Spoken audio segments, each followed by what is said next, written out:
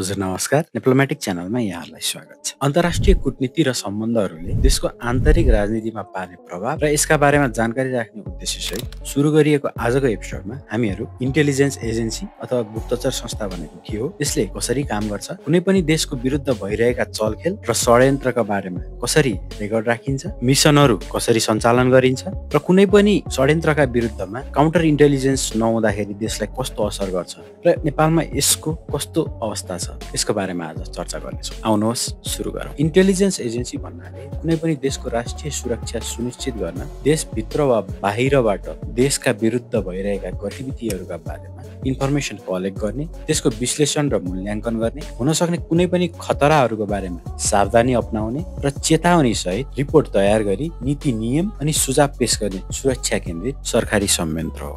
Mission, रणनीति र उद्देश्यका आधारमा इन्टेलिजेन्स एजेन्सीहरू मुख्यतः 4 प्रकारका हुन्छन्। इन्टर्नल अथवा डोमेस्टिक इन्टेलिजेन्स एजेन्सी, एक्सटर्नल अथवा foreign intelligence agency, military intelligence agency र सिग्नल अथवा cyber intelligence agency. Domestic intelligence एजेन्सीले देशभित्र भइरहेका र हुन सक्ने आन्तरिक खतराहरू जस्तै सडक प्रदर्शन, राजनीतिक आन्दोलन, चरम अतिवादी आन्दोलन, जातीय आन्दोलन, शरणार्थीहरूबाट हुन सक्ने खतरा, टेरोरिजम र सिभिल वार जस्ता गतिविधिहरूमा निगरानी राख्ने गर्छ। अमेरिकाको federal bureau of investigation FBI, इन्डियाको इन्टेलिजेन्स ब्युरो IB, चाइनाको military of state security MSS internal wing, रसियाको फेडरल सेक्युरिटी सर्भिस FSB र नेपालको नेसनल इन्भेस्टिगेसन डिपार्टमेन्ट NID, जसलाई हामी सामान्य भाषामा राष्ट्रिय अनुसन्धान विभाग भनेर पनि भन्ने गर्छौँ। राष्ट्रिय अनुसन्धान विभागको स्थापना राणा शासनको अन्त्यसँगै 2008 सालमा नै भएको हो। सुरुमा यसको नाम सेन्ट्रल इन्टेलिजेन्स ब्युरो CIB राखिएको थियो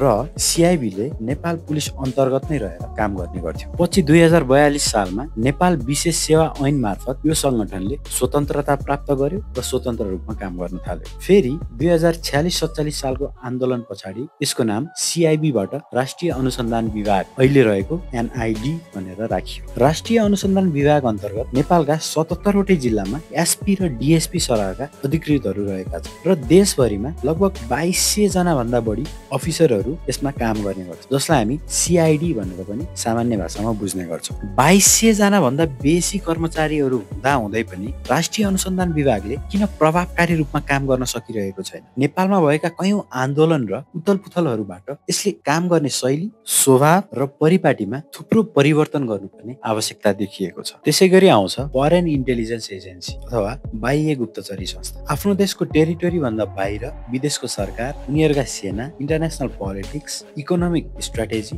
कभर्ट अपरेसन र आफ्नो देशमा आउन सक्ने खतरा पहिचान गरी सूचना सङ्कलन र विश्लेषण गर्ने निकायलाई फरेन इन्टेलिजेन्स एजेन्सी भनेर बुझ्ने गरिन्छ। अमेरिकाको सेन्ट्रल इन्टेलिजेन्स एजेन्सी CIA, इन्डियाको research and analysis wing RNAW, UK को सेक्रेट इन्टेलिजेन्स सर्भिस MI6, रसियाको फरेन इन्टेलिजेन्स सर्भिस SVR, चाइनाको ministry of state security MSS external wing, इजरायलको मोसाद, पाकिस्तानको ISI लगायत अथवा लगभग सबै देशमा बाह्य गुप्तचर निकाय काउन्टर इन्टेलिजेन्सको रूपमा रहिआएका छन्। तर विडम्बना, हाम्रो नेपालमा नयाँ संविधान बने पनि, गणतन्त्र आए पनि हामीहरूले देशको सुरक्षा गर्नको लागि एउटा फरेन इन्टेलिजेन्स एजेन्सी धरि बनाउन सकेका छैन। तर यद्यपि यसका लागि प्रयास भने नभएको होइन। जेन्जी आन्दोलन हुनुभन्दा 3-4 महिना अगाडि यसको कार्य भएको थियो र सरकारले मस्यौदा पनि सार्वजनिक गरेको थियो। पब्लिकहरूलाई पनि आफ्नो राय दिन रिक्वेस्ट गरिएको उक्त कानुनको विधेयकमा राष्ट्रिय गुप्तचर तथा अनुसन्धानका सम्बन्धमा व्यवस्था गर्न बनेको विधेयकमा प्रतिगुप्तचरी अथवा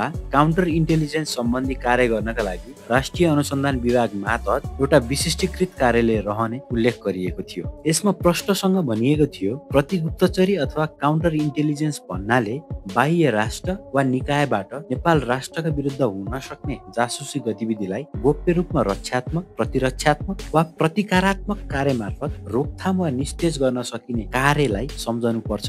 यो विधेयक किन समयमा नै पास हुन सकेन? किन जति प्रयास गर्दा पनि नेपालबाट काउन्टर इन्टेलिजेन्सको काम हुन सकिरहेको छैन? के विदेशी इन्टेलिजेन्स एजेन्सीहरूले यसमा बाधा पुर्याइरहेका हुन्? तर अब आशा गरौँ चुनावपछि बन्ने नयाँ सरकारले यो समस्याको फास्ट ट्र्याकबाट समाधान गर्नेछ। अर्को छ मिलिटरी इन्टेलिजेन्स एजेन्सी एजेन्सी अथवा सैन्य गुप्तचर संस्था। कुनै पनि देशको युद्ध रणनीति, ब्याटलफिल्ड इन्फर्मेसन, इनेमी ट्रुप मुभमेन्टको निगरानी, weapon system study, strategic defence analysis, target monitoring लगायतको युद्ध सम्बन्धी जानकारी सङ्कलन र सैन्य खतरा मूल्याङ्कन गरी जानकारी उपलब्ध गराउने निकायलाई मिलिटरी इन्टेलिजेन्स एजेन्सी भन्ने गरिन्छ। युएसए को डिफेन्स इन्टेलिजेन्स एजेन्सी DIA, अस्ट्रेलियाको डिफेन्स इन्टेलिजेन्स अर्गनाइजेसन DIO, रसियाको main directorate of military intelligence GRU, इन्डियाको र, चाइनाको MSS मिलिटरी विङ र त्यस्तै नेपाली सेनाको सैन्य गुप्तचर निर्देशनालय अथवा directorate of military intelligence DMI। Brigadier जेनरलको नेतृत्वमा हुने नेपाली आर्मीको DMI ले सामान्यतया सादा पोसाकमा मिलिटरी एजेन्ट्सहरूलाई खटाउने गर्छन्। विशेष गरी माओवादी युद्धकालमा माओवादीहरूको बस्ने सेल्टर पत्ता लगाउन DMI का एजेन्टहरूले एकदमै एक्टिभली काम गरेका थिए। बाहिरी गुप्तचर भन्दा पनि आन्तरिक रूपमा नै केन्द्रित भएर काम गरिरहेको DMI को अफिस भने आर्मी हेडक्वार्टर जङ्गी अड्डामा नै रहेको छ। त्यसरी नै अर्को नम्बरमा आउँछ साइबर इन्टेलिजेन्स अथवा सिग्नल इन्टेलिजेन्स।